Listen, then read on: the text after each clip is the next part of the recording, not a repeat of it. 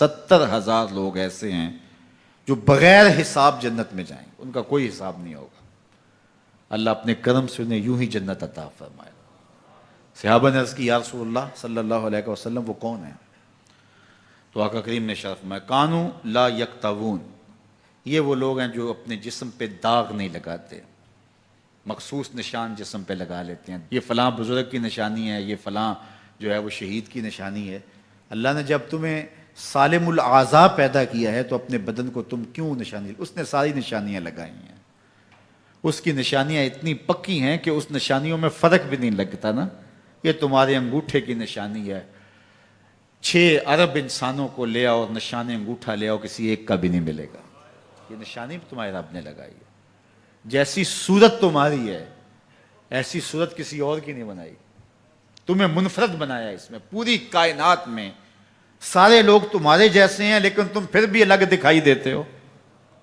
سب کی 2 آنکھیں، سب کا ناک، سب کے ہونٹ، سب کا رنگ ملتا جلتا، لیکن سب کی شکلیں الگ ہیں۔ یہ زید ہے، یہ بکر ہے، یہ عمر ہے، یہ آس ہے، یہ فلاں ہے۔ دوسرے وہ ولا یسترقون، اور وہ رقیہ نہیں کرتے، یہ چھو منتر جادو ٹونا ہر وقت عاملوں کے پاس بھاگے پھرتے ہیں، اور وہ انہیں جو ہے وہ غلط سلط ٹوٹ کے ٹونے بتاتے ہیں اور وہ کرتے رہتے ہیں۔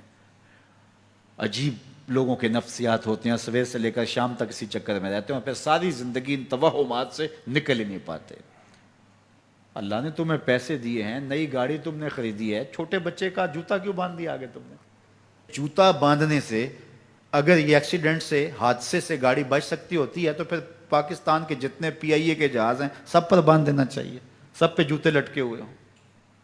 عجیب تم نے فلسفہ تراشا، کسی نے جو ہے وہ کالی رنگ کی پٹی باندھ دی نیچے، اس سے اس کو نظر نہیں لگے گی۔ گھوڑے کے پاؤں کے نیچے جو کھری لگی ہوئی ہوتی ہے، کچھ لوگوں نے اپنے گھروں میں وہ باندھی ہوئی ہوتی ہیں کہ اس سے ہمارے گھر کے اندر کوئی مصیبت نہیں آئے گی، کوئی تکلیف نہیں آئے گی۔ کسی نے ہنڈیا اپنے گھر کے اوپر الٹی رکھی ہوئی ہوتی ہے، یہ ہنڈیا بچا لے گی، اور میاں ہنڈیا کیا بچائے گی تجھے؟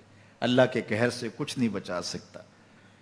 جب تمہارے اوپر کوئی مصیبت نازل ہونی ہے تو کچھ نہیں بچا سکتا۔ اگر بچنا چاہتے ہو تو پھر اللہ سے استغفار کرو، اللہ تعالیٰ کی تسبیح کرو، اللہ کی تحلیل کرو، میرے حضور پہ درود پڑھو، پھر دیکھنا کہ مصیبتیں ٹلتی ہیں یا نہیں ٹلتی ہیں۔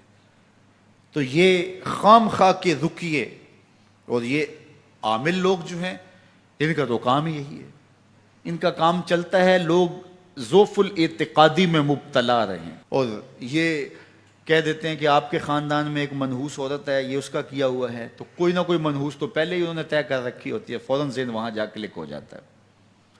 اس کا نون سے نام شروع ہوتا ہے، اس کا کاف سے نام شروع ہوتا ہے، اس کا جیم سے نام شروع ہوتا ہے، تو پورے خاندان میں کسی کا نام کاف، نون یا جیم سے تو شروع ہوتا ہی ہوگا، یا دوستوں میں، تو فوراً ذہن جو ہے ادھر منتقل ہو گیا۔ اب یہ بابا جی نے بتا دیا ہے، ہاں اس نے یہ بات کی تھی، کچھ باتیں یاد آنے لگیں، اس کاف سے شروع ہونے والے نام کے ساتھ نفرت پیدا ہو گئی۔ اس بابے نے نفرت کا کاروبار کیا ہے، اس نے تو 100 روپے 200 روپے لے لیے لیکن 2 انسانوں کے اندر نفرت ڈال دی۔ اس کا گریبان کل قیامت کے دن پکڑا جائے گا۔ ان ملنگوں کے پاس، ان ذوف الاعتقادی کو پھیلانے والوں کے پاس کبھی نہ جاؤ۔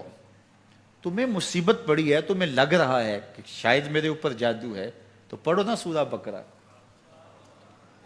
جادو جڑ سے اکھڑ جائے گا۔ 40 دن اپنے گھر میں سورہ بقرہ پڑھو، برکت ہوگی۔ کہتے ہیں مولوی صاحب 40 دن تو نہیں پڑھی جا سکتی، 2.5 پارے، ہمیں کوئی تعویذ ہی کر دیں۔ ہم شارٹ کٹ چاہتے ہیں نا، روزانہ صبح 2.5 پارے سورہ بقرہ پڑھے، یہ تو ہم سے نہیں پڑھی جائے گی، تو آپ کوئی تعویذ ہی لکھ دیں۔